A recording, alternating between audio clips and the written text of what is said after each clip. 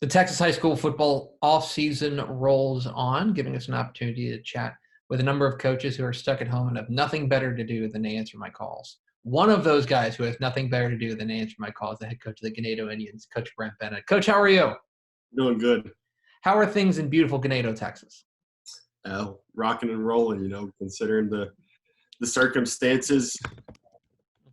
Yeah, Trying to it's control what we can control, and no, not let everything else bring us down. So certainly it's an odd situation. I guess that the most important question is how are you? How are your family? Are you guys holding up okay? honestly, it's been a blessing to Hmm. be forced. As a coach, we work a little bit.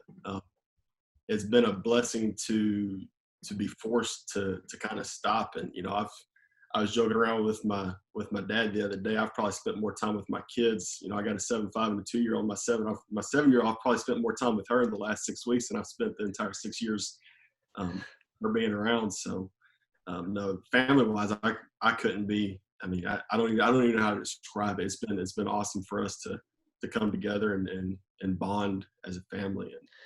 And But are the kids getting a little tired of dad being around all the time? I think that goes both ways. I think dad's getting tired of kids, and I think the kids are getting tired of dad. So, and it's the same thing with the wife. So I think she's ready, praying that this thing goes away so we can get back to work, and I'm not in the house driving her crazy all the time. I want to ask you a little bit about 2019. Your second year on the job there at Ganado, and I'll be honest, Coach. First year, you guys go 4-6, and there were moments where it kind of looked like 2019 might be trending in that same way, but then something clicked for you guys, especially late in the season. Have you been able to pinpoint what it was that led you guys to really get hot at the right time?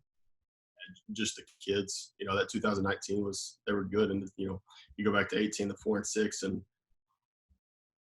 it was the same kids that year. Last year they believed, they bought into what we sell. They bought into the processes, and it ultimately it comes down to the kids and their ability. No matter big win, big loss, whatever, they went right back to work on Saturday evaluating the film, and we show back up Monday and go do the same processes week to week. And they didn't let we live in the instant gratification world, and in sports, life cannot be like that. And those kids, that's what we preach to the kids, and they bought into it and believed it. And it didn't matter. And I can't talk, especially from where we were to where we've come.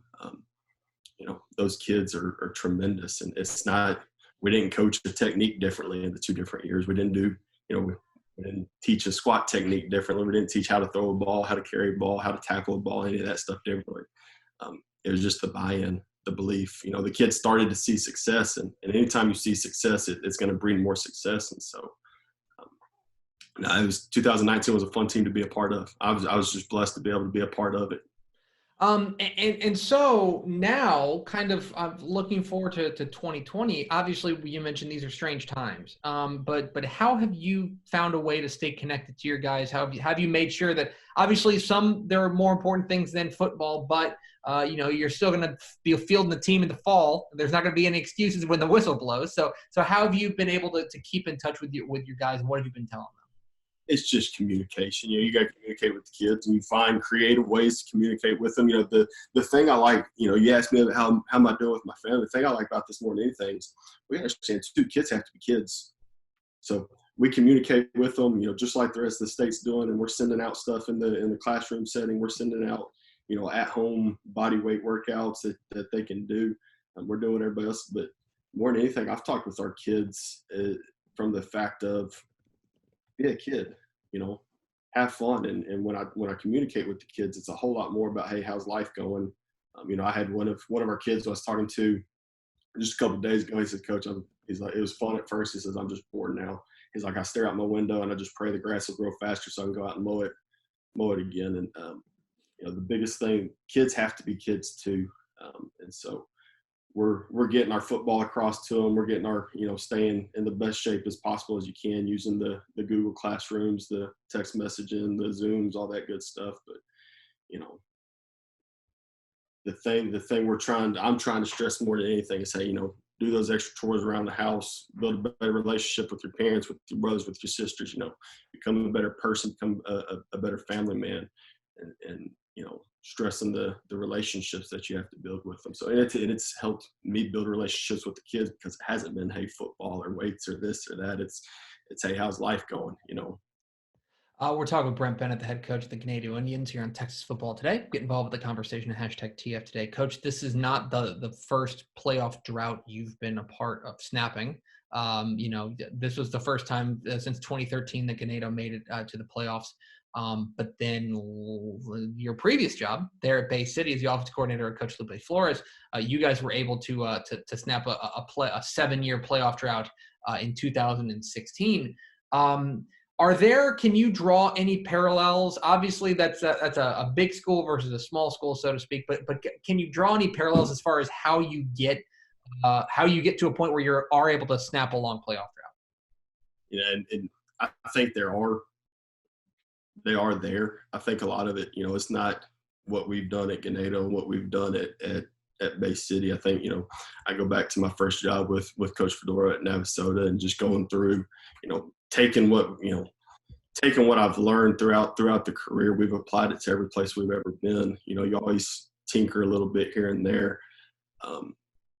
That's probably been the biggest, working with Coach Fedora and then Coach Rhodes and then Coach Mavis at Adeline Cooper, all, being able to apply all that. That's what's probably translated to the success.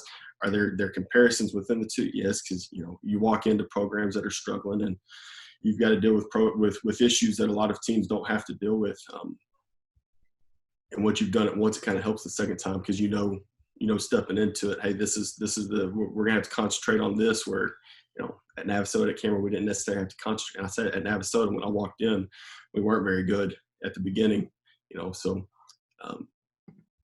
it does. Each place is unique as well. You got to remember that.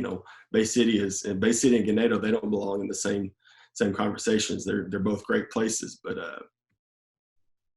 it did help with understanding where issues would be stepping on campus day one. So, looking forward to your 2020 squad. I know you bring back a couple of key pieces, especially, you bring back a guy in your quarterback, Kyle Burris-Guerrero, who was dazzling as a freshman. To have a freshman quarterback that good.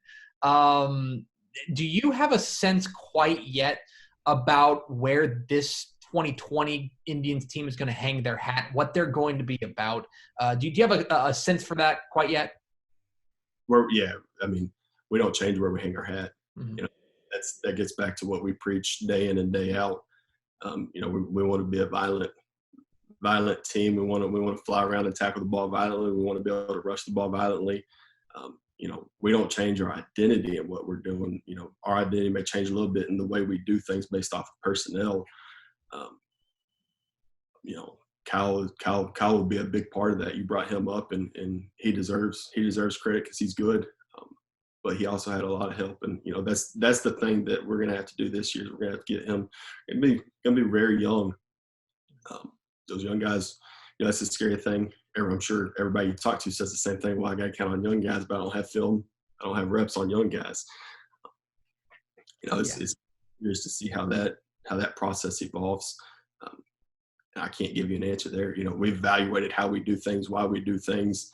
It's been good for us in the office since we've been able to sit back and say, hey, why do we do this? And really break it down and evaluate it, and kind of change some things as far as that. But actually getting the kids to replicate it's a different story. So.